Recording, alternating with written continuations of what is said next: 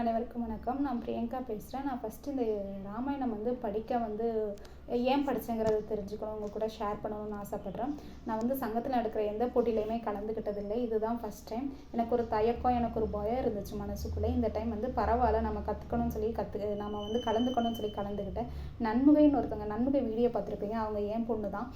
அவங்களும் இந்த வீடியோவில் கலந்துக்கணும்னு ஆசைப்பட்டேன். அவங்களுக்கு கதை சொல்லிக் கொடுக்கணும்னா எனக்கு கதை தெரிஞ்சால் தான் நான் சொல்லிக் கொடுக்க முடியும். அதுக்காண்டியும் நான் பங்கு கொள்ளணும். நான் வீடியோவில் வந்தால் என் பொண்ணும், அப்போ தான் அவங்களும் தயக்கம் இருக்காது, பயம் இருக்காதுன்னு சொல்லிட்டு அவங்களும் வீடியோக்கு வருவாங்கன்னு சொல்லி அவங்களே வர வச்சேன். அவங்கள உட்கார வைக்கிறது தான் எனக்கு ரொம்ப பெரிய விஷயமாகவே இருந்துச்சு. அந்த அரை மணி நேரம் வா பண்ணு அந்த மாதிரி கூப்பிட்டுக்கிட்டே இருக்கணும். வீடியோ எடுக்கும்போது எனக்கு பசிக்குதா அந்த மாதிரி ஏதாச்சும் கேட்டுகிட்டே இருப்பாங்க. அதெல்லாம் சமாளித்து அவங்க வீட்டில் இருக்கும்போது சும்மாவே இருக்க மாட்டாங்க, ஓடிட்டு விளாண்டுட்டு அந்த மாதிரி தான் இருப்பாங்க.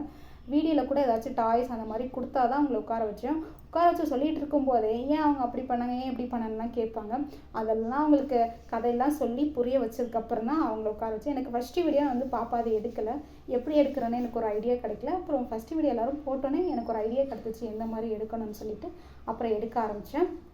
இப்போ நம்ம கதைக்குள்ளே போகலாம். இன்றைய ராமாயணம் ஒரு வழிகாட்டி. நம்ம பார்த்தோம்னா தசரதற்கு 4 பிள்ளைகள் இருந்தாங்க. ராமர், லக்ஷ்மணன், பரதன், சத்ருகன். இவங்க 4 பேர்த்தையும் ஃபஸ்ட் டைம் தசரதர் பிரிகிறாரு. விஸ்வாமித்திரர் கல்வி படிக்க கூட்டிகிட்டு போகிறாரு. அது முடிச்சுட்டு ராமர் ஒரு வேல் விளக்கிற நீ அனுப்பிச்சுன்னு சொல்கிறப்ப தசரதனால மனசு இல்லை, ஆனால் அனுப்பிச்சி விட்டுறாரு. அப்புறம் கைகை 2 வரங்கள் கேட்குறாங்க. அந்த வரங்கள் நேரடியாக ராமர் மூலமாக போகுது. அதை கேட்டோடனே ராமர் ரொம்ப பொறுமையாக இருக்காங்க. அந்த இடத்துல நம்ம ராமர்கிட்ட பொறுமையை கற்றுக்கணும். அப்படி காட்டுக்கு போகும்போது சீதாவும் சேர்ந்து நானும் வரேன்னு சொல்லி போகிறாங்க. அப்படி போகும்போது நீங்கள் இருக்கிற இடத்துல தான் நானும் இருப்பேன்னு சொல்லும்போது பத்தினி தர்மத்தை ஆடுறாங்க. அந்த இடத்துல நம்ம ராமர் சீதா கிட்ட பத்தினி தர்மத்தை நம்ம கற்றுக்கணும். அடுத்த லக்ஷ்மணனும் கூட போகிறாரு. லக்ஷ்மணன் ஊர்மிளை கிட்ட சொல்ல வராங்க. ஊர்மிளை சொல்லாமலே அதை புரிஞ்சுக்கிறாங்க. அவங்களோட புரிதல் பார்த்திங்கன்னா எவ்வளோ அழகாக இருந்திருக்கு பார்த்திங்களா. லக்ஷ்மணன் போகிறேன்னு சொல்லவே இல்லை, அதை ஊர்மிளை புரிஞ்சுக்கிட்டாங்க. அந்த இடத்துக்கிட்ட நம்ம அவங்ககிட்ட புரிதல், அவங்க கணவன் மனைவிக்கு இடையே இருக்க ஒரு அழகான புரிதலை நம்ம கற்றுக்கணும். ராமன் போகும்போது லக்ஷ்மணனும் போகிறாரு. அவங்க 2 பேர்த்தோட தம்பிகள் பாசம் எந்த அளவுக்கு இருந்திருக்குன்னு பார்த்தீங்களா. அதை நம்ம அந்த இடத்துல கற்றுக்கணும். 14 வருஷம் ரொம்ப கஷ்டமானதான். சுமித்திரை எதுவுமே சொல்ல, நீயும் போ, தம்பியா போகக்கூடாது, தொண்டனா போகணும் அப்படின்னு சொல்லி அனுப்பிச்சி விட்றாங்க. வேற்று தாய் மகனாக இருந்தாலும் தான் பையனை தொண்டனா போ, நீ சேவை செய்ய போ அப்படின்னு சொல்லி அனுப்பிச்சி விட்றாங்க பார்த்தீங்களா அந்த தாய். அந்த இடத்துல நம்ம அவங்ககிட்ட சேவை மனப்பான்மையை நம்ம கற்றுக்கணும். 14 வருஷம் ரொம்ப கடுமையானது தான். அவங்க என்ன சொன்னாங்க, நீயும் போ, அவங்க கூட நீ போ, வந்தா நீ வா, இல்லைன்னா நீயும் மடிஞ்சிரு அப்படின்னு நம்ம சுமித்திரை சொல்லி அனுப்புகிறாங்க. கோசலையும் சுமித்ரா கணவன் கட்டளைப்படி எதுவுமே கேட்கல. தசரதர் போ சொல்லிட்டாரு. அவங்க ஒரு வார்த்தை கூட கணவன்கிட்ட கேட்கவே இல்லையே. கணவன் கட்டளைப்படி கீழ்ப்படிதல். கணவன் சொல்லிட்டாரு, நம்ம அதை கீழ்ப்படிஞ்சிருக்கணும். அது தவறானாலும் பரவாயில்ல, அவங்க கட்டளைக்கு கீழ்ப்படியணும்னு சொல்லி அவங்க நமக்கு எடுத்துரைச்சிருக்காங்க. 14 வருஷம் போகும்போது தூக்கம் வரும்ல, அப்போ லக்ஷ்மணன் அவங்க 2 பேர்த்தையும் ரொம்ப பாதுகாத்துருக்காரு. அப்போ தான் தூக்கத்தை ஊர்மிளைக்கு கொடுத்துறாரு. ஊர்மிளை எதுவுமே கேட்கல. அவரோட தூக்கத்தையும் சேர்ந்து தூங்கிட்டு 14 வருஷம் தூங்கிட்டே இருந்திருக்காங்க. அவங்களோட புரிதல் பார்த்தீங்களா, ஆல்ரெடி ஒரு இடத்துல பார்த்தோம். இன்னொரு இடத்துலையும் பார்த்தீங்கன்னா அழகாக காமிச்சிருக்காங்க நம்ம கம்பர். வனவாசத்தில் இருக்கும்போது குகனை சந்திக்கிறார் ராமன். இவர் பக்தி, இவரோட பாசம் ரொம்ப அளவற்றது, ரொம்ப எல்லையற்றது, அந்த மாதிரி இருந்திருக்கு. படகோட்டியாக இருந்திருக்காரு, ஹெல்ப் பண்ணியிருக்காரு, தூய பக்தி ரொம்ப நாள் பார்க்கணும்னு ஆசைப்பட்டிருக்காரு. இந்த இடத்துல அவரோட பக்தியை நம்ம தெரிஞ்சுக்கணும், நம்ம கற்றுக்கணும் அவர்கிட்ட இருந்து.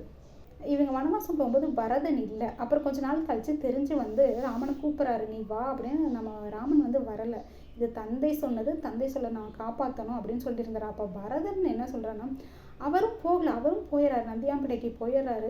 இந்த இடத்துல பரதன் என்னது, ஆசை இல்லாதவன், பதவி ஆசை இல்லாதவன். அவனுக்கு பதவி கிடச்சிருக்கானா வேண்டான்னு சொல்லிட்டு அவனும் போயிடுறான். இதை நம்ம ஆசை அற்றவன். அதை நம்ம இந்த இடத்துல கற்றுக்கணும் அவர்கிட்ட இருந்து. வனவாசத்தில் இருக்கும்போது சீதையை கடத்திட்டு போயிடுறாரு ராவணன். ரொம்ப முயற்சி பண்ணுறாரு காப்பாற்றணும்னு, ஆனால் முடியலை. ஜடாயு தான் அந்த இடத்துல தான் உயிரே போனாலும் நம்ம காப்பாற்றணும் அப்படின்னு சொல்லி அந்த ஜடாயு இருக்காரு. கடைசியில் அவர் உயிரை மாற்றிடுறாங்க.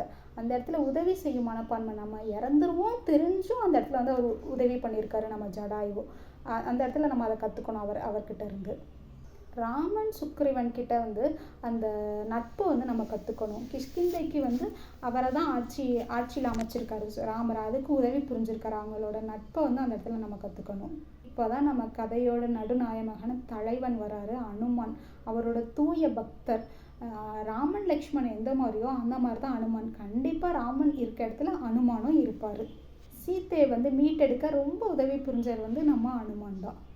இலங்கையில் சீதை இருக்கும்போது திரிசடை தான் அவங்களுக்கு வந்து ஒரு தோழியாக, ஒரு அன்னையாக, பாசம் காட்டி, அவங்க ஒரு அரக்கியாக இருந்தாலும் தோழியாக அரக்கியாக அந்த இடத்துல இருந்து அவங்களுக்கு ஹெல்ப் பண்ணியிருக்காங்க. அவங்களோட அன்னை பாசத்தை வந்து நம்ம கற்றுக்கணும்.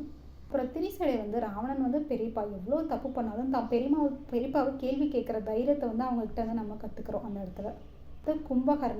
கும்பகர்ணன் வந்து தான் அண்ணன் செய்து தவறு தான், அவங்க செயல் வந்து தவறு தான் தெரிஞ்சும் ஆனால் அண்ணா பக்கம்தான் இருக்காரு. நான் அண்ணா பக்கம்தான் இருப்பேன், அண்ணா கூட செத்து மறைஞ்சாலும் சரி அண்ணா பக்கம்தான் கூட நிற்பேன்ட்டு நிற்கிறாரு.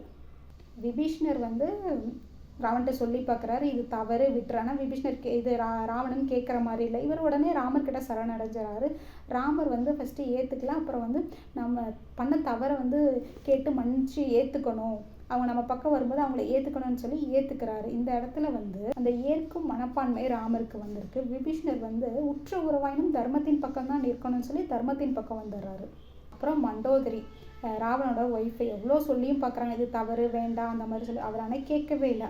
கடைசியில் என்ன பண்ணாங்க, மண்டோதரி ராவணன் சைடு போயிட்டாங்க. கணவனே கண் கண்ட தெய்வம் சொல்லிட்டு அவங்க சைடு போயிட்டாங்க. கணவன் தப்பு செஞ்சாலும் அவர் கூட தான் நிற்கணும்னு சொல்லிட்டு அவங்க பக்கம் போயிடுறாங்க. அடுத்த நம்ம ராவணன் வராரு. நம்ம வில்லன் நினச்சோம், ஆனால் இவருக்கும் கொஞ்சம் சிறந்த நல்ல குணங்கள் இருந்திருக்கு. சிறந்த சிவ பக்தராவார், இசைக்கலையில் வல்லவர், கலை, கட்டிடக்கலை, ஜோதிடம், மருத்துவம், இது எல்லாத்துலேயுமே அவர் வல்லவர். ஆனால் அவருக்கு கொஞ்சம் ஆணவம் தான் அதிகமாக இருந்திருக்கு. சாகவரம் பெற்றவர், ஆட்சியை வந்து நல்லபடியாக நடச்சிருக்காரு. இறக்கும் போது கூட லக்ஷ்மணனுக்கு உபதேசம் கொடுத்துருக்காரு. தன்னோட எதிரியாக இருந்தாலும் அவருக்கு வந்து உபதேசம் கொடுத்துருக்காரு. அவங்க பணிஞ்சு வந்து கேட்டனால அவர் உபதேசம் கொடுத்துருக்காரு. அவர் வந்து